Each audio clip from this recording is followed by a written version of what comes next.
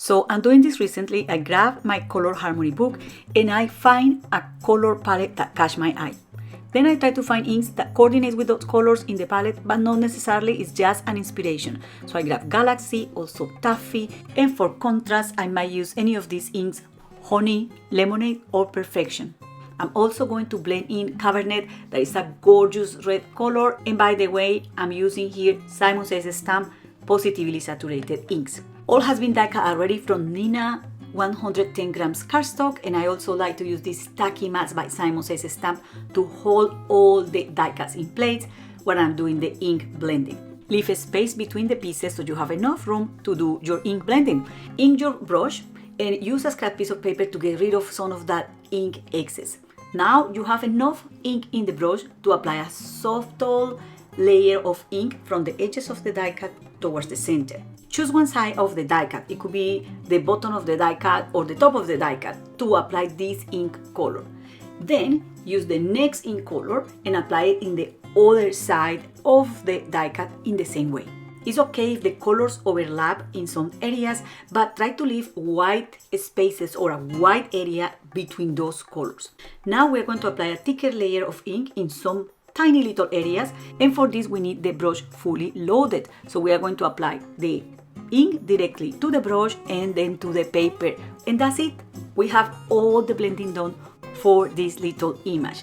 Clean the mat, set aside, and glue the pieces together.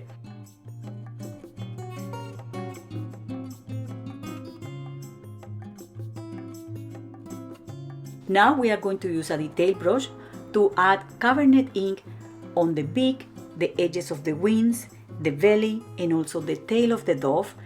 And when that's done, I'm going to use a hint of Galaxy ink to blend that red color a little bit.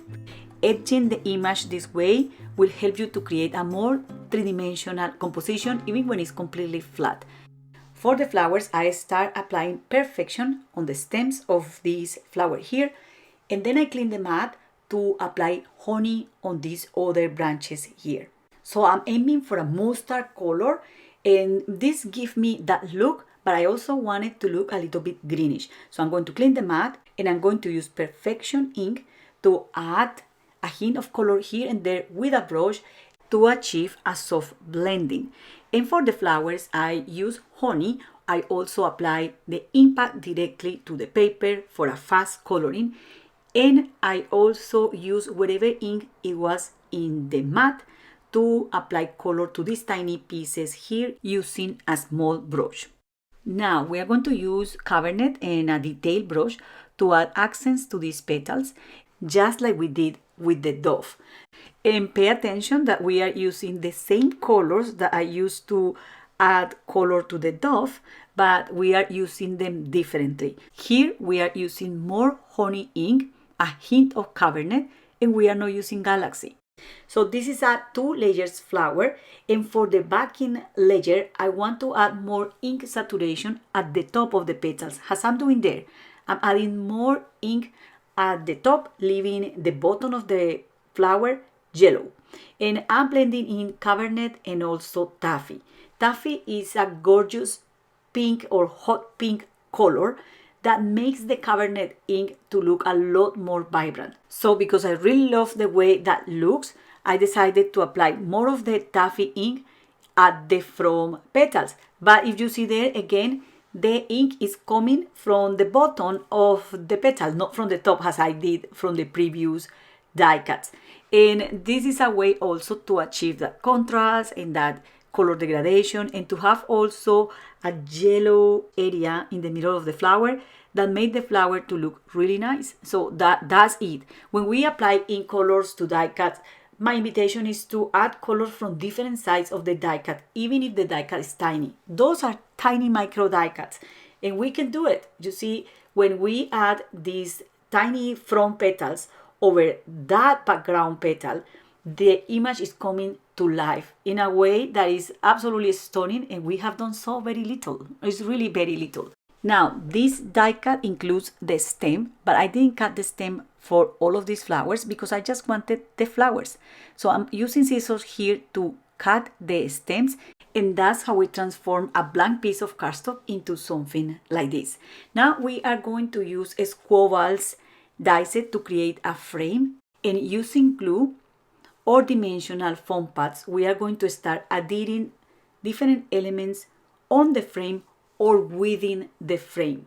So for these first die cuts here, I just use glue, and for the flowers that are loose, I use dimensional foam pads. I also use a small dimensional foam to adhere the dove to the frame. So I just stick it there, just behind the front wing, and the backing wing is just laying against the frame. I won't worry about sticking this any further because in the next steps, everything is going to be secure. For the background, I used the negative die cut, and I downloaded some of the Galaxy ink on a scrap piece of paper to then apply a very soft blending on this piece. I'm going to double check how this looks, and that looks okay. So I'm going to stick some of these 3D foam strips behind the frame to give some dimension as well. To shape this tape a little bit, I'm going to snip it just like that, and in that way this is going to get a curved shape, so it's going to be easier for me to adhere many of these behind the frame. And I also going to add one of these behind the dove, and that tape is going to hold the background piece just for now. So I'm going to place the background piece just there, trying to align it within the negative space. And because I need to do something else, I'm going to add some stencil texture to the card base. So I use this piece of paper here to protect the card base from getting all inked, and I'm using here a stencil, and the ink I got left in the brush. I'm not re-inking the brush, so the brush has a mix of Galaxy ink and whatever purple ink was there, and I'm just adding a very soft layer of that ink there. Once this is done, I can adhere my topper, and to do that, I'm going to add glue over the tape so it won't stick straight away on the cardstock, and it's going to give me a little bit more of time to align the panel on the card base.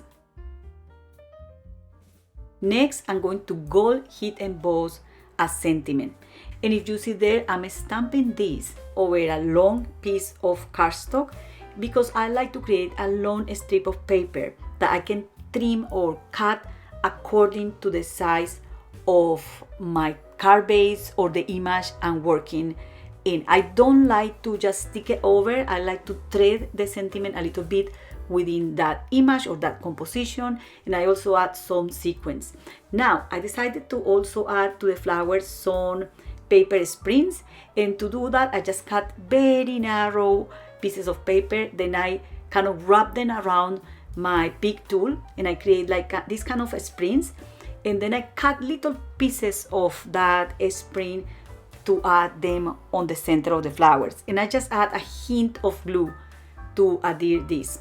Don't ask me why, I just feel that I needed something black in the center of the flowers. So that's all for today. I hope you enjoyed this video, and I hope I have inspired you to create something right now, today. This video is featuring Pawsitively saturated inks, as you see there. There has vibrant as you want, has subtle as you want, and there is a blog hub to celebrate these inks. We have lots of ideas and inspiration for you, and the link is in the video description. Thank you very much for watching, and happy crafting. Bye!